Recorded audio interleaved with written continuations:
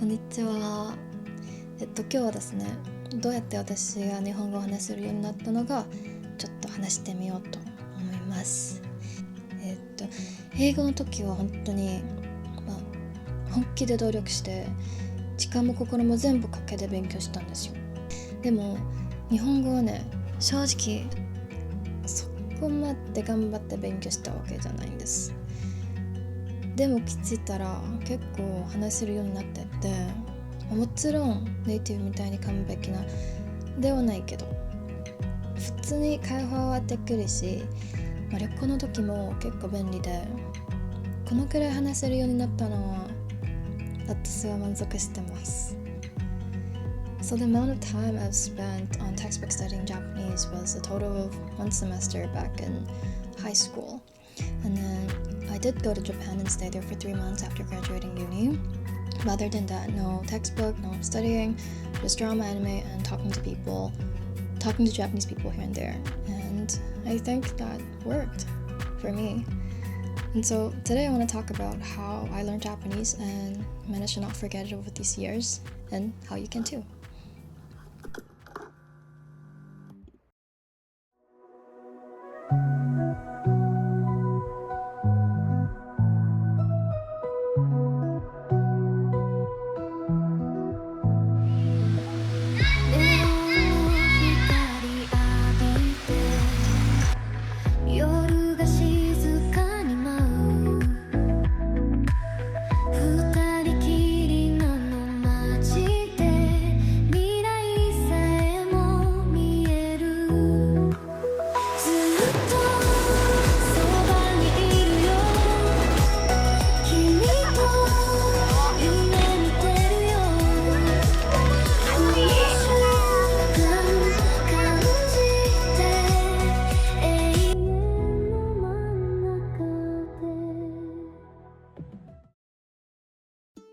Recently I went to Fukuoka and just brought back a lot of good memories of when I was living in Japan. And I thought it would be a good time to talk about that memory and how I got to learn to speak the language. For the longest time, when people ask me why I'm so good at languages, I would just say because I'm smart. And it wasn't until I stumbled upon this book called Fluent Forever by Gabriel Weiner. After I read the book, I realized that what I've been doing was actually the right way to learn a language. The book basically breaks down how your brain remembers things and how to use that to actually keep a language alive in your head. Today I want to share some of the principles from the book Fluent Forever while walking you through my own Japanese learning journey. So for this section of the video, I'm going to walk you through the principles that's mentioned in the book. There are 8 principles, and I'll walk you through them one by one. Number 1 is prioritize pronunciation early. Do you ever feel like all the words just sound the same to you? Like someone say this word to you and you repeat it exactly the way they did, and they go, nice try. That's because as adults, we experience phonic deafness. So what does that mean? That means our ears actually get used to the sounds of our own languages. So we stop noticing ones that don't really exist in it. If you don't train those sounds early on, your brain can actually get stuck. It's really hard to fix later. So it's kind of like how a lot of Japanese people, it's really hard for them to pronounce the letter R, right? And I think for French speaking people, there's this vowel that's pronounced as u, which exists in Chinese, but for a lot of English speakers, it's very, very, very difficult for them to even hear it. Do you hear it? Comment, let me know if you do. Anyways, by practicing similar sounding words and paying attention to the pitch, the rise and the fall of the tones, you can actually train your ears to catch differences and understand people better, as well as speaking more clearly. So for example, chopsticks versus bridge. Can you hear the difference? Hashi. So yeah, what you can do is keep on practicing these similar sounding words.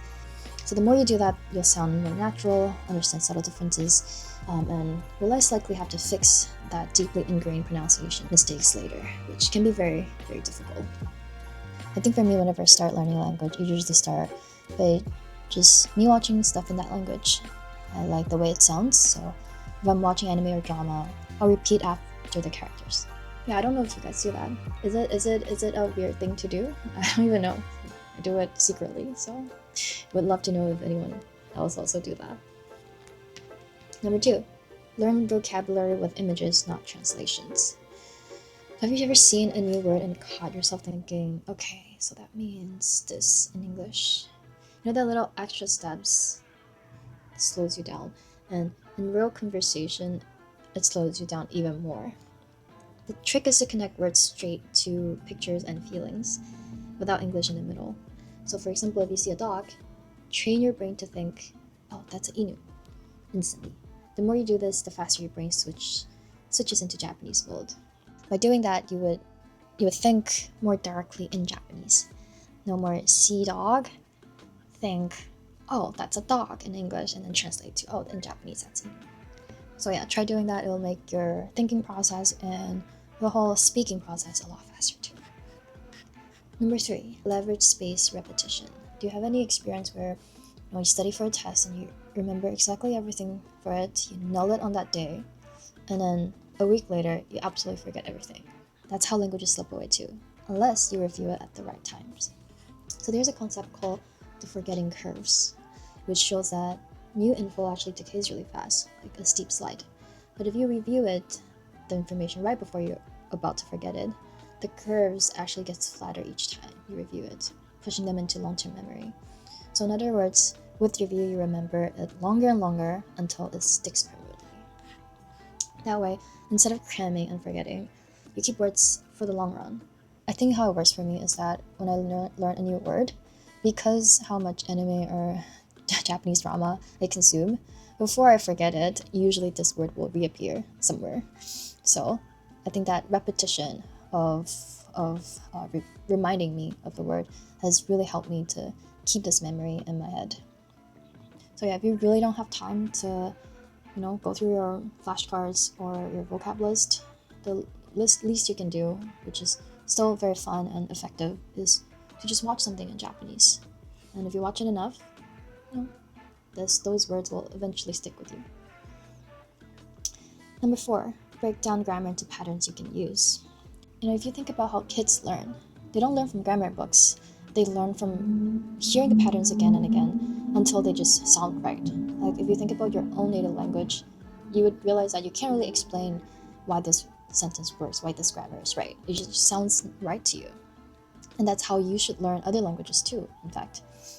Brain learns language in chunks. So grammar is absorbed from real examples, and memorizing rule isn't as intuitive. But seeing them in context do make them stick.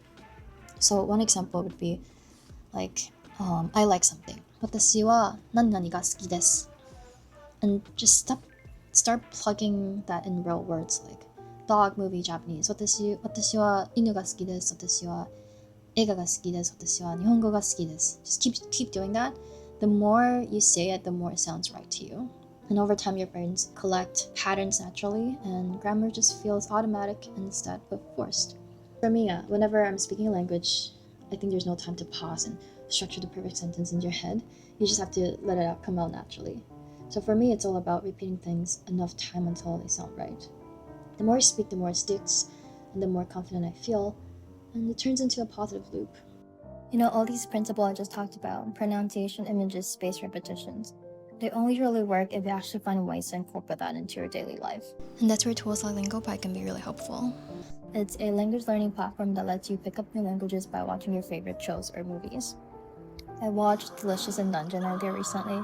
It's this cute anime about a group of adventurers that goes into the dungeon to rescue their friend. But because they didn't have enough money or time to get food, they have to be more resourceful and eat whatever they can find in a dungeon. It's this slice of life type of anime that just feels really nice to watch at the end of the day. I wish I knew about this tool earlier when I started learning Japanese. So basically, every video has interactive subtitles, and if you see or hear a word or grammar you don't know, you can click it, see the meaning, and you can save it to review it for later. It's amazing because I get to enjoy content and turn that downtime into a study session without even feeling like studying. That means instead of just passively consuming, we're also actively building vocabularies and grammars at the same time. Isn't it just nice? If you want to give it a try, I'll put a link in the description, and with that link you can start trying it out for free. Number 5, personalize everything. Let's be real, you won't remember this is a pen, but you will remember I love ramen or I watch YouTube every day. Why? Because it's about you. Our brains are wired to care more about things that feel personal. It's called the self-referential encoding effect. Memories are strengthened when it's tied to your personal life. So instead of remembering random textbook phrases, make everything about your own life. The language suddenly becomes something you can use right away, not just something that you study. Make everything about yourself, so much that Japanese become your language, not just abstract phrases, not just things that you study in the textbook, but real expressions of your daily life. And this makes it stick faster and feel more meaningful. Number 6. Think in the target language. If you always translate in your head, you'll feel slow and clumsy. And sometimes the concept of the word may not even exist in the other language system. Fluency starts when you think directly in that language, connect concepts straight to the words, and over time it forges stronger neural pathways. That means journaling about your day, talking to yourself, and describing things you see in Japanese, even if it's really basic. And not just make Japanese part of your life. Like when you get hungry, you can just say, "Onaka ga suita." You can just start thinking in Japanese. Start rewiring your brain to think in that language. And the more you do that, the more you stop mentally translating and start experiencing the world through Japanese. And your thoughts will flow naturally without English interfering. I think this one is super big for me because this is something that I realized about language is that I find it very interesting also that there are a lot of expressions just simply don't exist in another language. For example, when I try to translate Chinese into English, a lot of times I realized that there isn't an equivalent. And it reminds me that language is just a vehicle for concepts and ideas and way of expressions or way of communications. And because every culture has its own unique value system and way of communicating, the way things get expressed and translated can be completely different. So definitely try thinking in that language. It can be challenging but also very, very rewarding. And yeah, it just feels like a very fun brain exercise. Number 7. Use all 4 skills altogether. Lots of learners end up loop-sided.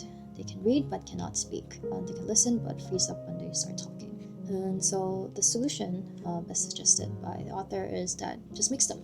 Listen to podcasts, read mangas, shadow sentences out loud, and write diaries. When you train all 4 skills together, listening, speaking, reading, writing, they feed into each other and your progress feel a lot more balanced. I had that problem as well. I think speaking was very difficult for me, but what really helped me start speaking though was when I went to Japan for 3 months after I graduated for a working holiday. Almost every day I would go help out the granny that cooked lunch for us, talk to her with my very limited Japanese, coupled with some very limited sign languages. At first I just wanted to help out because she seemed like an old granny, and I felt bad for letting her cook lunch for everyone. But I ended up learning so much from her and also got fed very, very, very well and put on so much weight. I think that was honestly the fattest I've ever been in my entire life. Number 8, focus on frequency and relevance. Here's a secret. Not all words are worth your time. Usually, a tiny group of common words will show up in almost every conversation, while rare words barely even appear. So basically, a small number of words make up most real conversations. That means high-frequency vocabularies give you the best fluency payoff. And seeing words in repeated everyday context strengthen your memory much more than studying rare ones. So instead of wasting energy on like squeak and pasta or parliament, start with everyday essentials like station, ticket, toilet, delicious. By focusing on words you will actually hear and use, you will understand 80% of daily conversation way faster and feel much more fluent long before you know it all. So yeah, some of the suggestions that was given in the book is just start with the top 2,000 words roughly.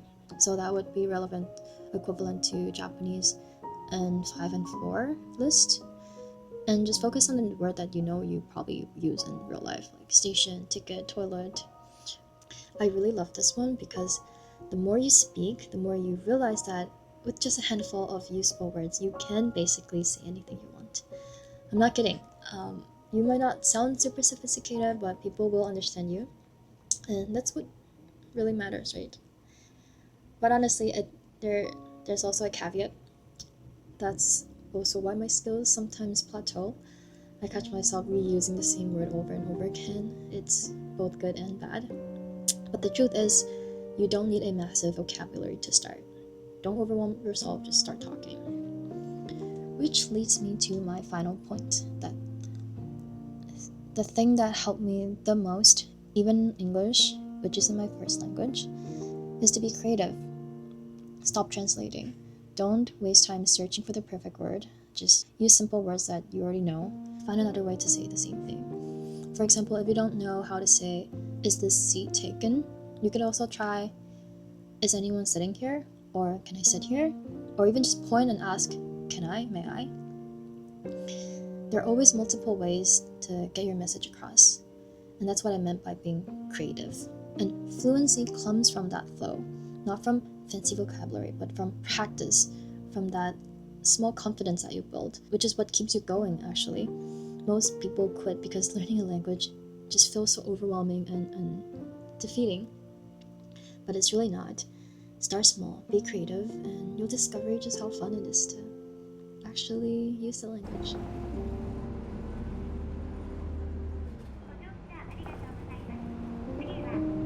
After all, language learning goes beyond memorization and study routines. It's about discovering the many deeper things a language has to offer. What pulls me in isn't only the sound or the ability to speak the language. It's the people, the culture, the entire world behind. When you learn a new language, it feels like a new window opens inside you. Ideas, values, feelings flow in. Your inner world gets bigger. You see more, you feel more. Take the word komorebi, for example. It means sunlight filtering through leaves. In my first language, I didn't have a clear word for that. But once I learned it, and I start noticing it everywhere. And it's not just poetic words like this. It's also in the everyday rhythm of Japanese life. And the omotenashi, the care in Japanese service, and shokunin no kokoro, the pride in doing even the smallest things well. And that welcome when you come into a store, irashaimase, and at the end with the big smile and a bow, arigatou gozaimashita. It's all of those things that tells you about something without ever actually telling you. Language is a vehicle of what the society is carrying, the ideas, the value, the mind. And at the end of the day, how fluent you are isn't just about how fast you can talk or how many vocabularies you know. It's also about letting the language live where you live, in your walks, in your talks, in your quiet thoughts. Language isn't just something you study, it's perspective, something that lives inside your everyday life. 言葉は勉強するものじゃなくて、暮らしの中で生きるもの。だから言葉がうまく出なくても心配しなくていい。大切なのは新しい世界を受け入れる柔らかさと好奇心なんだ。